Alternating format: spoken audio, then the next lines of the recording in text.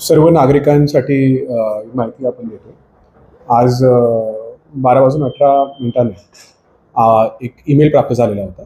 त्याच्यामध्ये जिल्हाधिकारी कार्यालयाला एक्सप्लोजिव्ह ठेवण्याची त्याच्यामध्ये माहिती दिली होती आणि त्याच्यामध्ये धमकीचं स्वरूप त्याच्यामध्ये होता.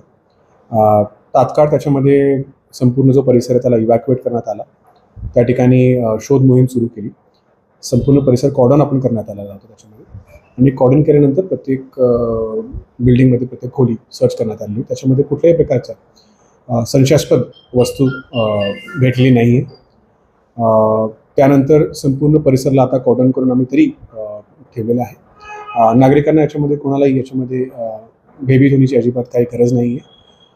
तरीही याच्यामध्ये आम्ही हा व्यक्ती कोण होता आणि हा अशा प्रकारे ईमेल का त्यांनी केला याचा संपूर्ण शोध आम्ही सुरू केलेला आहे. जरी याच्यामध्ये काही सापडला नाही आहे तरी ह्या व्यक्तीला शोधून त्याच्यावर योग्य ती कारवाई करण्याची जी प्रक्रिया आहे ती सध्या सुरू आहे.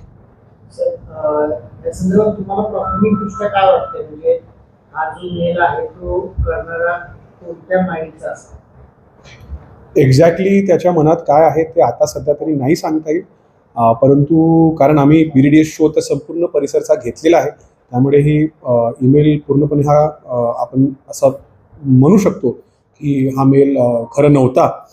तरीही याच्यामध्ये त्याचा पाठीमागचा जो उद्देश आहे ते शोधणं गरजेचं आहे. हा व्यक्ती शोधणं गरजेचं आहे. त्याची प्रक्रिया सध्या सुरू आहे.